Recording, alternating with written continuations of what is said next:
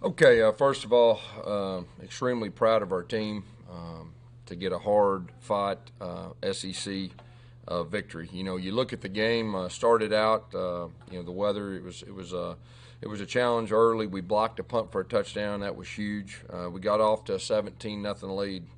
Give them credit. I mean, they fought back and, matter of fact, took the lead.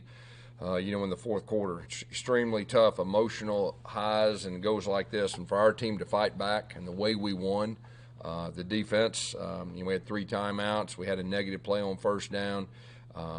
Used all three timeouts. Had a pretty good punt return, I think, to midfield, and then our offense, had a big play right there, and I think 20-yard gain or something like that. And then, of course, Carlson coming through with the winning field goal was huge. And a lot of times it's how you win. And that's what I told our team. Like, just these SEC wins, especially this year, are not easy. You look around our league and our guys found a way to win, and I think we can take that. It'll help us, later in the season. We had a lot of guys that weren't playing. Matter of fact, three of our leaders didn't play, and it was just kind of next man up. I mean, we had Troxel, Shivers, Eli Stowe, Big Cat, KJ Britt, Jalen Simpson. And, of course, we lost Jordan Peters early, I think, in the first quarter, too. But our guys stepped up, and found a way to win. Give Arkansas credit. They played with great effort, and, I thought they did a super job coaching, too. But we're very happy to have this victory. Questions? First question is from Ryan Hennessy. Gus, that last Bo Nix snap, what did you see on that one, and what was explained to you at the end of the game on what happened? I'm sorry. Could you repeat that? The volume was down low. The spike, can you hear me? Yeah. The spike at the end by Bo Nix, what was explained to you, and what did you see on the field level? Yeah, it was I guess they're saying he fumbled the snap and then got it and then spiked it, is what they said. Next question is from Caleb Jones. Hey, Coach. Thanks for talking with us. Earlier this week, you talked about the continuity of the offensive line improving each week. What improvements did you see tonight? Well, I thought they did a good job. We Austin Troxel had a good week and got injured during the week. We didn't know if Brodarius was going to be able to play, and I think he was able to do that, and I think he played well. And you look at the rushing yards, and we talked all week about being balanced, and we got to be able to run the football. And I think we had 259 yards rushing, so I think the offensive line really did a good job tonight, running the football. Next question is from Mark Murphy. Yes, Gus. What happened in the second half that made it so much more difficult to run after you had so much yardage in the first half running? Yeah, I'll have to look at it on film, but you're exactly right. I think we had 200 yards rushing the first half, and what do we have? 50 years in the second half. I mean, give them credit, but at the same time, we'll have to look at it on film. Next question is from Jordan Hill.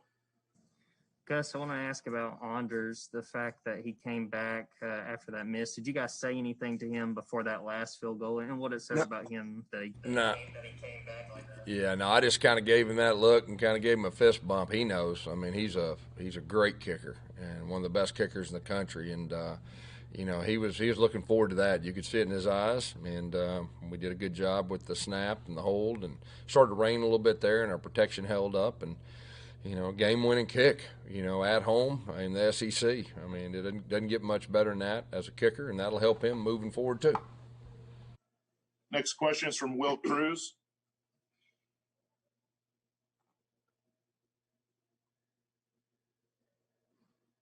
All right, we'll skip ahead to Rocco. Yeah, Gus, I think it was the first touchdown of the game, Jordan Peters went in and got his hand in there, and that's not the first time we've seen him do it. Probably won't be the last time we've seen him do it. Just what does that say about his play on special teams and his ability to do that? Yeah, he's one of our better special teams player, really like a special teams leader, and just done a super job, in his whole career. And then, of course, he was close the very first game to blocking one. It was nice that we got that. Next is Nathan King. Hey, Gus. So Tank kind of led the rushing attack again for the second straight game. What did you see out of him tonight and his ability to hit some of those holes that were opening up from the O-line? He broke tackles. He ran extremely hard. That's what I saw. I mean, there was some hard yards too.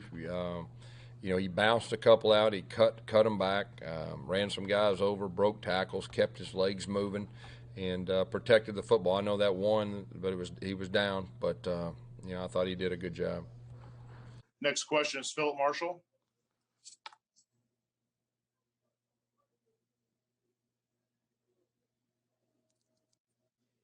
Philip, you there? All right. Sorry, I'm here. I forgot to hit the mute button. I'm old. Gus, just talk about y'all didn't throw the ball down the field much. They did a lot.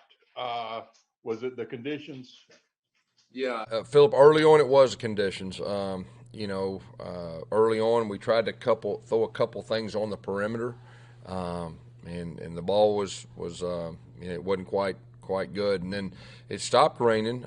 We threw one down the field, I guess, right before half. That was deep. And then they just started playing cloud coverage and dropping everybody back, and so that made it tough. With the deep shots. One other question is: was Seth full speed? One that we tried, and it was our protection broke down. Full speed. Seth was banged up. He not 100%, but he played. He battled. We kept him out. He was limited in practice, but he battled, and but hopefully he'll be back 100% next week. Thanks. Next question's from Brian Matthews. Yeah, Gus. How difficult was last week for you guys? Physically getting beat up, the injuries, plus mentally, just everything going on with the loss and everybody getting banged up. Yeah, I mean, like I said, it was a tough loss for us against a rival, and they beat us good, like we talked about. And anytime you have that, it's a tough week. And we were extremely beat up, and not to have KJ, Britt, and Big Cat, two of our leaders on defense, and like the group I was telling you, they're offensively were out, but our guys found a way. They hung in there, and like I said earlier, I'm just proud of the way that we fought back and won after they got the momentum, and our guys kept battling.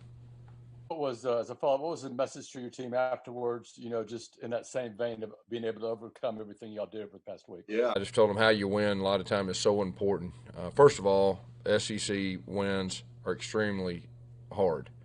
And I'll keep saying with this year a 10-game SEC schedule, and you've already seen it, around our league. I mean, can't take anything for granted. You got to play your good football. And we are a team that I told our team this Sunday, like, we have an opportunity to get a little bit better each week.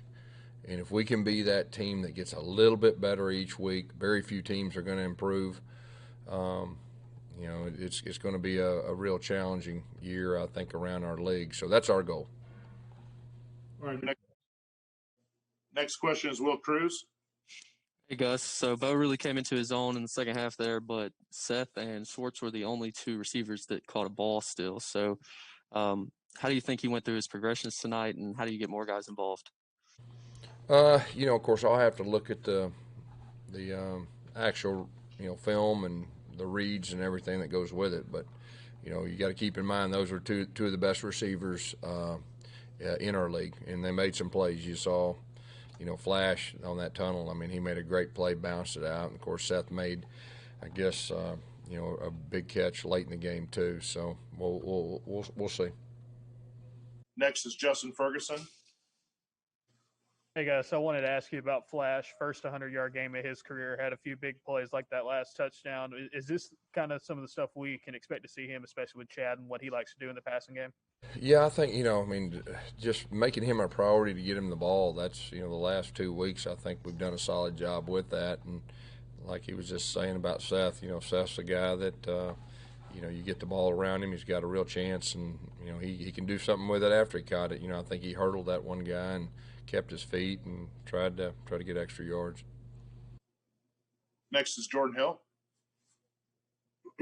Gus, you mentioned it in your opening statement, but what do you think that said about the defense getting the stop there on Arkansas's very last possession without KJ and without Big Cat being able to get the offense the ball?